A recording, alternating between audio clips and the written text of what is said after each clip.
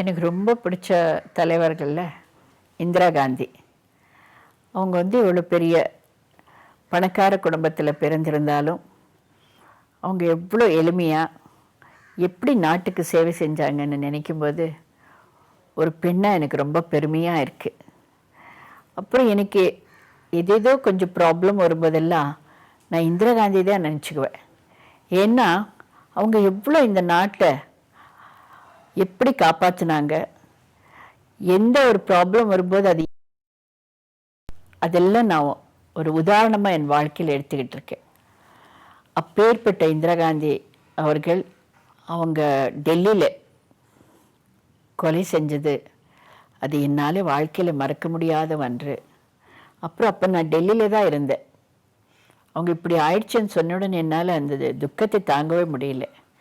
அப்புறம் அவங்களுக்கு ஃப்ளவர் எடுத்துகிட்டு போயிட்டு அவங்க காலில் வச்சுட்டு கும்பிட்டுட்டு வரணுன்னா ஹோல் டெல்லி எவ்வளோ பெரிய கலாட்டாவாக இருந்ததுன்னா அது சொல்லவே முடியாது.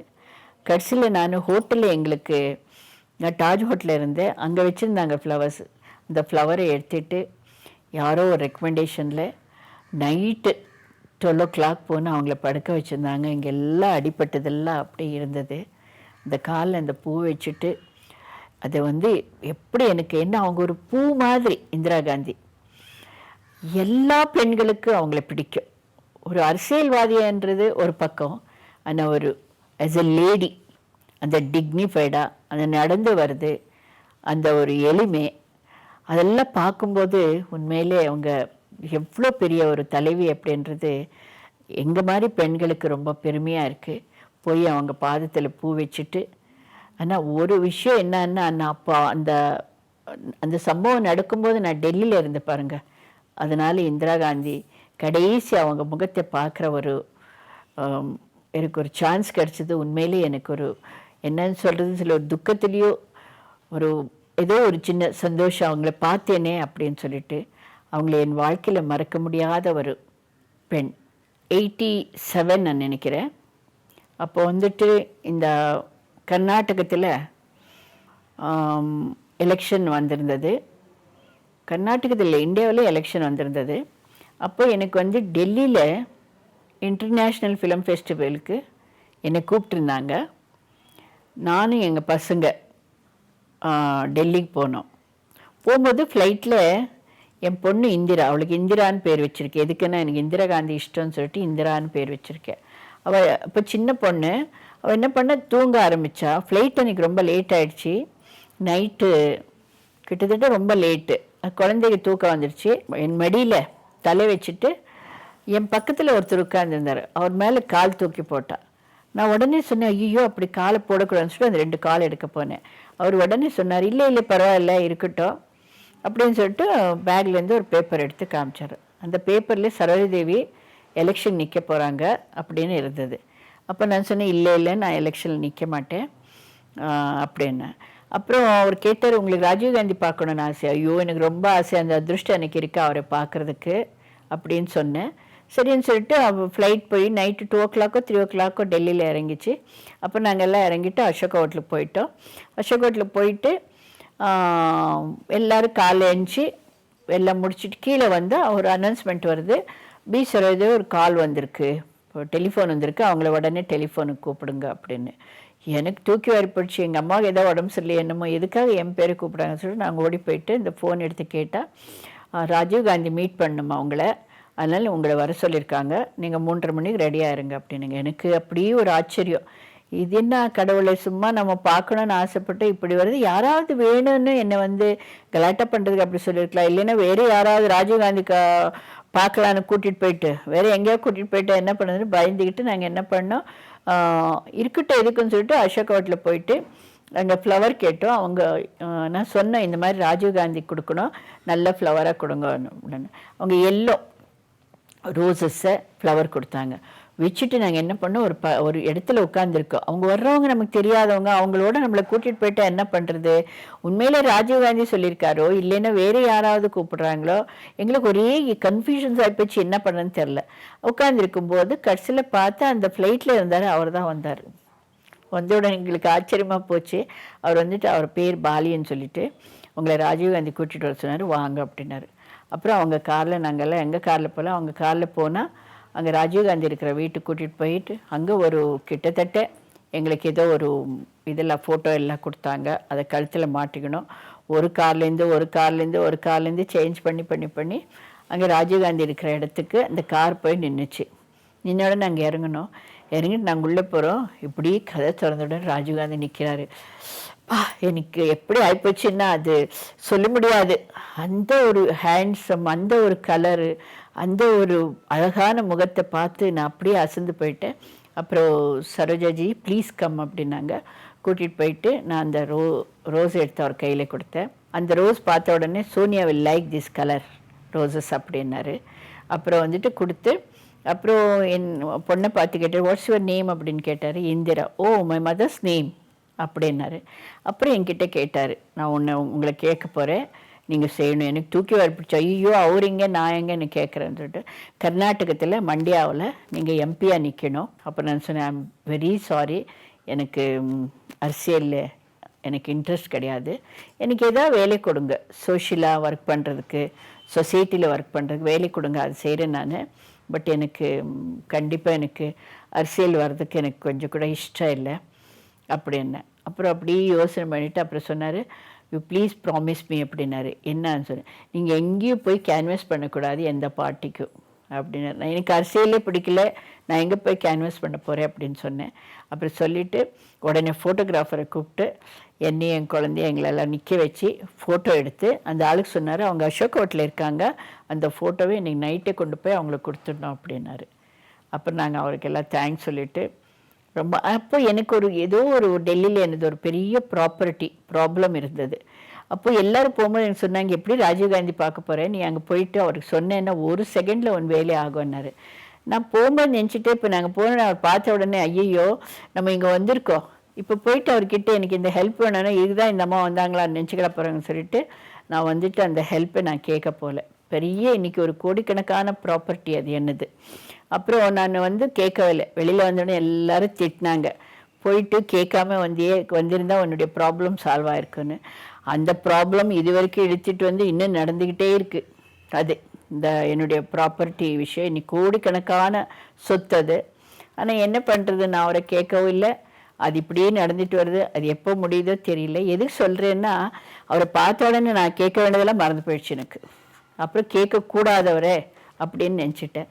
அது அவர் அந்த பார்த்தது, அவர் என்னை எலெக்ஷன் நிற்க சொன்னது, அதெல்லாம் நினைக்கும் போது உண்மையில் நான் இவ்வளோ அப்படிலாம் நடந்து அந்த அந்த எலெக்ஷனில் தான் என்னை நான் ஒருவேளை பாலிடிக்ஸ் போயிருந்தேன்னா என்னையும் கூட்டிகிட்டு போயிருப்பார் கேன்வஸ் பண்ணுறதுக்கு பெரும்புதூர் இதில். அதுக்கு நானும் போயிருப்பேன். அது அவருக்கு இந்த மாதிரி பாம்பு வச்சு அவர் போயிட்டு வரணுடனே என் பையன் ராமச்சந்திரன் ஓடி வந்தா, மம்மி இந்த மாதிரி ராஜீவ்காந்திக்கு பாம்பு வச்சுட்டாங்க, நீங்கள் போயிருந்தா கூட நீங்களும் செத்து போயிருப்பீங்க இல்லையா, டேடியும் போயிட்டாரு நீங்களும் போயிருப்பீங்க அப்படின்னா. எனக்கு என்ன சொல்கிறதுனே இப்போ குழந்தை அப்படி கேட்குது, அவர் அப்படி ஆயிட்டாரு. இதெல்லாம் வாழ்க்கையில் பாருங்கள் எப்படி வருது. அதுக்கு தான் நான் எதுவுமே நினச்சிக்கிறது, எல்லா ஆண்டவனுடைய செயல், நம்ம கையில் எதுவுமே இல்லை. அண்ணாதுரை சார் எவ்வளவு சிம்பிள். அவர் அவர் சீஃப் மினிஸ்டர் ஆனால் கூட அவர் வீட்லேயே இருந்தார். அந்த படி கூட சின்ன படி. அவர் வீட்டுக்கெல்லாம் நான் போயிருக்கேன், அவங்க மனைவியை நான் மீட் பண்ணியிருக்கேன். அவர் எவ்வளோ பெரிய கிரேட் பர்சன்னு அதை சொல்லவே முடியாது. இன்னைக்கு டிஎம்கே அவர் தான் உருவாக்கின ஒரு பார்ட்டி. அவர் நாடோடி மன்னனில் அந்த 100வது நாளுக்கு அவர் தான் எங்களுக்கு எல்லாம் ஷீல்டு கொடுத்தாரு. அப்போ எனக்கு ரொம்ப சந்தோஷம், அவர் கையால் நான் அவார்டு வாங்கிட்டேனே அப்படின்னு சொல்லிட்டு ரொம்ப சந்தோஷப்பட்டேன். அதுக்கப்புறம் அவர் சீஃப் மினிஸ்டர் அதெல்லாம் நடந்துகிட்டு இருந்தது. அதுக்கப்புறம் நான் தாமரை நெஞ்சம் ஆக்ட் பண்ணேன். அந்த படத்தை பார்த்துட்டு எவ்வளோ நல்லா ஆக்ட் பண்ணியிருக்கேம்மா அப்படின்னாரு. அதை மறக்கவே முடியாது. பத்மினி அக்கா அவங்களும் நான் முதல்ல எந்த படத்துலையும் நடிக்கலை. நாடோடி மன்னன் ஷூட்டிங் நடந்துகிட்டு இருந்தது. அவங்க எம்ஜிஆர் பார்க்க வந்தாங்க. அப்புறம் நான் நின்றுட்டு இருந்தேன், என்னை பார்த்துட்டு இந்த பொண்ணு அப்படின்னாங்க. அவர் எம்ஜிஆர் இன்ட்ரடியூஸ் பண்ணார், இந்த மாதிரி பெங்களூரு கன்னடம் இந்த நாடோடி மன்னன் நடிக்கிறாங்கன்னு. அப்புறம் பத்மினி அக்கா வந்தாங்க. அங்கே ஒரு சின்ன சேரு, அதில் போய் உட்காந்தாங்க, எம்ஜிஆர் உட்காந்து. அப்புறம் அவங்க என்னை பார்த்துட்டு இப்படி கூப்பிட்டு அந்த இடத்துலையே கொஞ்சோண்டு இடம் பண்ணி என்னை பக்கத்தில் உட்கார வச்சுட்டு இப்படி கையை போட்டுக்கிட்டாங்க. எனக்கு ஒரே த்ரில்லு. அவ்வளோ பெரிய ஆர்டிஸ்ட்டு நான் நின்றுட்டு இருந்தா எவ்வளோ பண்பு பாருங்கள். அதை வந்து நம்ம எல்லோரும் கற்றுக்க வேண்டிய ஒரு விஷயம். என்னை பக்கத்தில் உட்கார வச்சுட்டாங்களேன்னு சொல்லிட்டு அது என்ன நேரத்தில் அவங்க பக்கத்தில் உட்கார்ந்தேனோ அதுக்கப்புறம் பாருங்கள் அவங்களும் நானும் எவ்வளோ ஃப்ரெண்ட்ஸ் ஆகிட்டோன்னா அவங்க சொல்லுவாங்க எப்போவுமே என் தங்கை நீ அப்படின்னு சொல்லிட்டு. அதுக்கப்புறம் பெங்களூர் வந்து அவங்களுக்காக ஒரு ரூம் கட்டி வச்சுருக்கோம் நாங்கள் மேலே. அந்த ரூமில் தான் அவங்க தங்கிட்டு இருந்தாங்க. நான் அமெரிக்கா போனால் அவங்க வீட்டில் தான் தங்குவேன். கடைசியில் நாங்கள் கடைசியில் தேனும் பாலும்னு சொல்லிட்டு ஒரு படம் எடுக்கும்போது அதில் சிவாஜி கணேசன் நானும் அவங்களும் நாங்கள் ஆக்ட் பண்ணோம். அதுதான் நாங்கள் ஒரு படம் ஆக்ட் பண்ணோம். அந்த படத்தில் நாங்கள் ஆக்ட் பண்ண 2 பேருமே ஒரே இடத்துல சாப்பிடுவோம், ஒரே இடத்துல உட்காருவோம். அது சொல்லவே முடியாது எவ்வளோ சந்தோஷம் அப்படின்னு சொல்லிட்டு. அதுக்கப்புறம் நான் 2005 அமெரிக்கா போனேன். அப்போ அவங்க சொன்னாங்க, நீ வந்து என்னை பார்க்காம நீ போகலாமா, நீ என்னை வந்து பார்த்துட்டு போகணும். நான் என் டிக்கெட்டெல்லாம் கேன்சல் பண்ணி அவங்க வீட்டுக்கு போய் அவங்க வீட்டில் 3 நாள் இருந்தேன். அப்போ அவங்களுக்கு கால் கொஞ்சம் அடிபட்டிருந்தது. அவங்க டான்ஸ் பண்ண முடியாது, ட்ரைவ் பண்ண முடியாது, அப்படி இருந்தாங்க. அப்போ நான் பார்த்து நினச்சேன், ஐயோ பப்பிமா இப்படி இருக்காங்க, இவங்க இந்தியாவுக்கு வந்துட்டா எவ்வளோ நல்லா இருக்கும் அப்படின்னு சொல்லிட்டு, பப்பிமா நீங்கள் இந்தியாவுக்கு வந்துடுங்க, அங்கே வந்து அவங்களை எவ்வளோ பேர் அப்படியே தாங்கிக்கிறாங்க, இங்கே வந்து இப்போ ட்ரைவ் பண்ண முடியல, கால் வேறே கொஞ்சம் அடிபட்டிருக்கு அப்படின்னு சொல்லி யோசனை பண்ணிவிட்டு, சரி நான் முடிவு எடுக்கிறேன், கண்டிப்பாக வந்துடுறேன் இந்தியாவுக்கு அப்படின்னாங்க. எனக்கு ரொம்ப சந்தோஷம் ஆச்சு. அங்கே இருந்துட்டு 3 நாள் நான் அப்புறம் வந்து அமெரிக்காவில் வேறு ஊருக்கு போயிட்டேன். அதுக்கப்புறம் பப்பியம்மா வந்தாங்க இந்தியாவுக்கு. நான் அப்போ பெங்களூரில் இருக்கேன். அப்போ அங்கேருந்து ஃபோன் பண்ணி எனக்கு, நான் பெங்களூருக்கு வர முடியாது, நீ மெட்ராஸுக்கு வா, நான் உன்னை பார்க்கணும், நான் வந்துட்டேன் அப்படின்னா. நான் இங்கேருந்து ஓடினேன். ஓடி போயிட்டு அவங்க வீட்டுக்கு போய் அவங்களுக்காக நான் இங்கேருந்து எதோ கொண்டு போயிருந்தேன். அவங்களும் அமெரிக்காந்து எனக்கு புடவை வாங்கிட்டு வந்திருந்தாங்க. உட்காந்துட்டு பேசிட்டு, நான் வந்துட்டேன், இனிமேல் இங்கே தான் இருக்க போகிறேன், நீ அப்பப்போ வந்து என்னை பார்க்கணும் அப்படின்னாங்க. சரி பப்பியம்மா கண்டிப்பாக வரேன், நீங்களும் வாங்க பெங்களூருக்குன்னு கூப்பிட்டேன். ஆனால் அவங்க வந்து அங்கேயே மெட்ராஸ்லேயே உங்களுக்கு கொஞ்சம் கால் அடிப்பட்டதுனால கொஞ்சம் அங்கேயே இதாக இருந்தாங்க. அப்புறம் வந்து நான் அந்த கலைஞருடைய ஃபங்க்ஷன் ஏதோ வந்தது. அப்போ நாங்கள் போனால் பப்பியம்மாவும் வந்தாங்க, நானும் அவங்களும் உட்காந்துருந்தோம். அப்போ அவங்களால உட்கார முடியல, ரொம்ப அப்படி இப்படியே என் மேலே சாஞ்சிட்டு இருந்தாங்க. என்னக்கா ஆச்சுன்னு. இல்லை என்னமோ ரொம்ப டயர்டாக இருக்குது, கேரளாவிலேருந்து வந்து ரொம்ப டயர்டாக இருக்குது அப்படின்னு சொல்லிட்டு எழுந்துச்சு. எப்போவும் நான் போயிட்டு வரேன்னு சொல்லுவாங்க, அன்றைக்கி மட்டும் நான் போகிறேன் அப்படின்னு சொல்லிட்டு இப்படி போனாங்க. நான் அவங்க முதுவை பார்த்துட்ருக்கேன், ஏன் இப்படி போகிறேன்னு சொல்லிட்டு போகிறாங்கன்னு நினச்சேன். போனால் கொஞ்சம் நேரத்துக்கெல்லாம் ஃபோன் கால் வந்தது, ஹாஸ்பிட்டலுக்கு அட்மிட் பண்ணியிருக்காங்க அவங்கள, இந்த மாதிரி அவங்களுக்கு ரொம்ப டயர்டாகிட்டாங்களா, சும்மா நான் வந்து பார்க்கலாமாண்ணா, வேண்டாம் ரெஸ்ட்டுக்காக தான் வச்சுருக்காங்க, நல்லா ஆகிடுவாங்க, நீங்கள் ஒன்றும் கவலைப்படாதுங்க. நான் என்ன பண்ணேன், அந்த ஃபங்க்ஷன் முடிஞ்சோடனே காலையில் நான் வந்துட்டேன், நைட் ஃப்ளைட்டுக்கு நான் பெங்களூருக்கு வந்துட்டேன். வந்து அடுத்த நாள் நான் இங்கே வாக் பண்ணிகிட்ருக்கேன், எங்கள் வீட்டில் ஃபோன் கால் வருது, பப்பியம்மா போயிட்டாங்கன்னு. எனக்கு தாங்க முடியல, ஐயோ கடவுளை போகிறேன்னு சொல்லிட்டு இப்படியே போயிட்டாங்களேன்னு சொல்லிட்டு என்ன பண்ணுறதுன்னு சொல்லிட்டு நான் எப்படி நேற்று தான் பார்த்தே போகிறதா வேண்டாமல் நினச்சிட்டு இருக்கும்போது அதுக்குள்ளே எனக்கு ஃபோன் கால் மெட்ராஸ்லேருந்து, நீங்கள் வரீங்களா அப்படின்னு. சரின்னு சொல்லிட்டு மறுபடியும் உடனே 9 மணிக்கு ஃப்ளைட்டு பிடிச்சி மெட்ராஸு போய் அங்கே சோபனை வீட்டில் வச்சுருந்தாங்க. அவங்க வீட்டுக்கு போய் பப்பியம்மாவை பார்த்துக்கிட்டு 4 மணி வரைக்கும் அங்கேயே உட்காந்துருந்து அப்படியே மறுபடியும் ஏர்போர்ட்டுக்கு வாபஸ் வந்து அப்புறம் பெங்களூருக்கு வந்தேன். அது வந்து பப்பியம்மாவை இழந்தது, அது எப்படின்னு அது சொல்லவே முடியாது. அப்பேற்பட்ட ஒரு அழகி, அப்பேற்பட்ட ஒரு நடனக்கலை தெரிஞ்சவங்க, அப்புறம் நல்லா ஆக்ட் பண்ணுறவங்கன்னா பப்பியம்மா. அவங்கள இழந்தது உண்மையிலேயே ஒரு பெரிய, எனக்கு ஒரு வாழ்க்கையில் அது மறக்க முடியாத ஒரு சம்பவம். வைஜெயந்தி அக்கா அவங்க வந்து என்னோட இரும்பு திரைப்படத்தில் நடித்தாங்க. அவங்களும் என்னை தங்கன்னு கூப்பிடுவாங்க.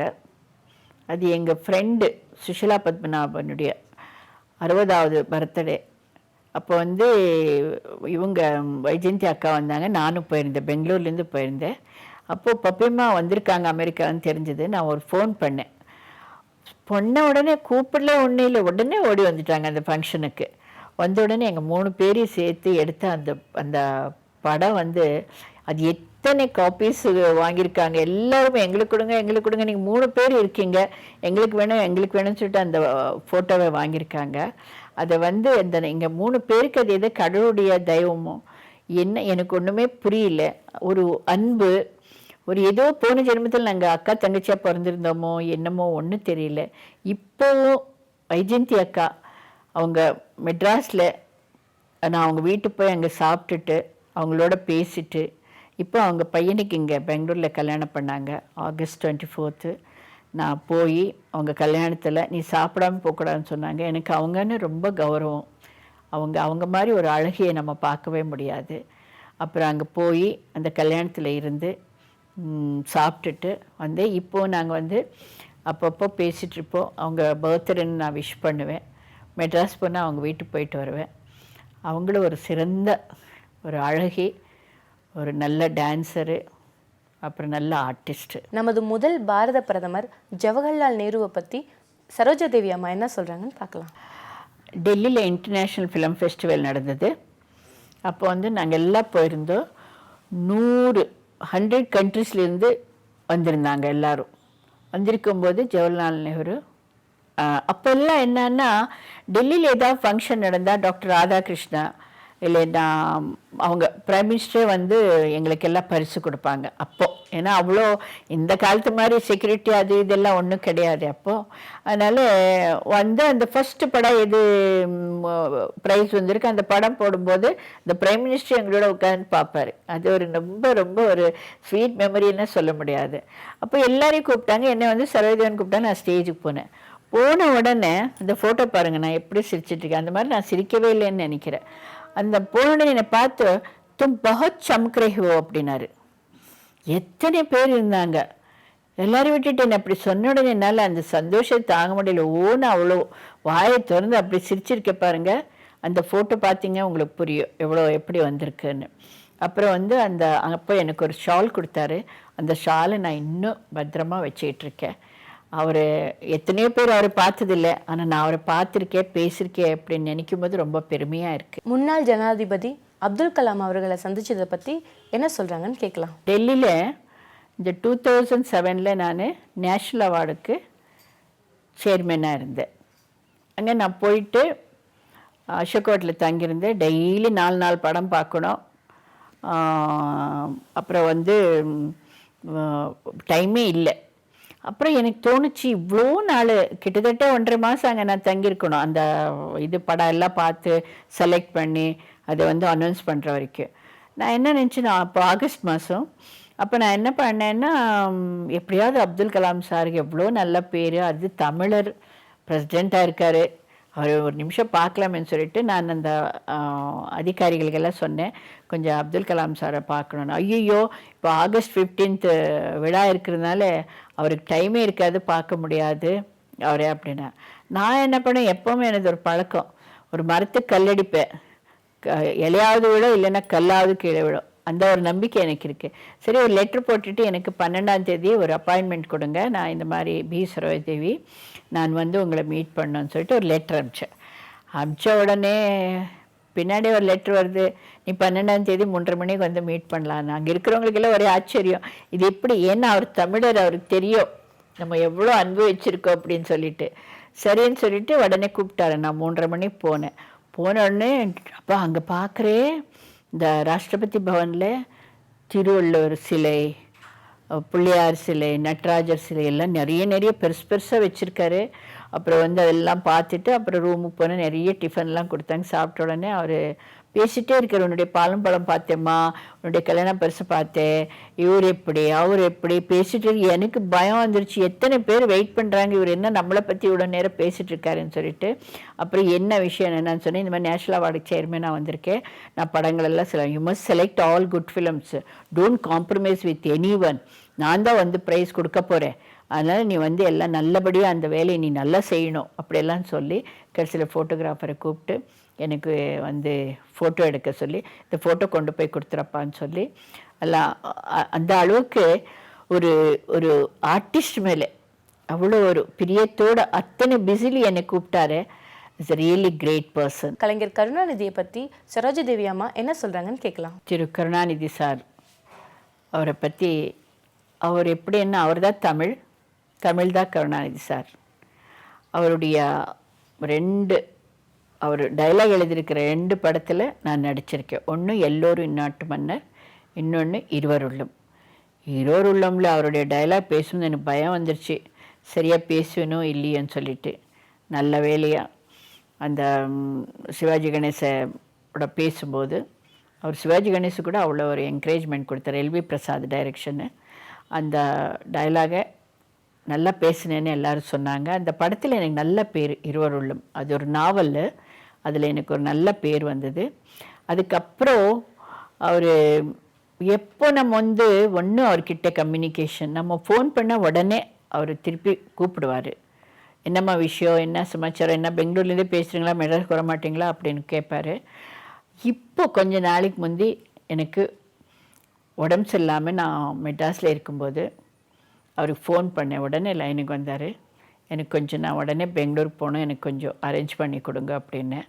உடனே அவர் போலீஸ் கமிஷனரை எல்லாரையும் கூப்பிட்டு, ஏம்மா போகிறீங்க, இங்கே இருங்க, நாங்களே உங்களை பார்த்துக்குறோம் அப்படின்னாங்க. இல்லை இல்லை, எனக்கு காலுக்கு அடிபட்டிருக்கு, நான் பெங்களூருக்கு போய்ட்றேன், இங்கே உட்காந்துருந்தால் எனக்கு பொழுது போகாது, அதனால் நான் போகிறேன் அப்படின்னு. உடனே அவர் பாவம் எல்லாம் அரேஞ்ச் பண்ணி ஃப்ளைட்டில், ஏர்போர்ட்டில் எல்லாம் எப்படி வந்து எனக்கு ஒரு தொந்தரவு ஆகாமல் என்னை வீல் சேரில் உட்கார வச்சு ஃப்ளைட்டில் சேர்த்து, இங்கே பெங்களூர் வந்ததுக்கப்புறம் கூட இங்கே கூட போலீஸில் வச்சு யாருமே என்னை பார்க்காம, யாரும் என்னை வந்து பேசாமல் இருக்கிற மாதிரி ஒரு அவ்வளோ நல்லா கவனமாக அவங்களுக்கு சொல்லி அந்த ஒரு ஹெல்ப்பை பண்ணார். அது என்றைக்குமே நான் மறக்க முடியாது. எப்போவுமே have got great respect for him.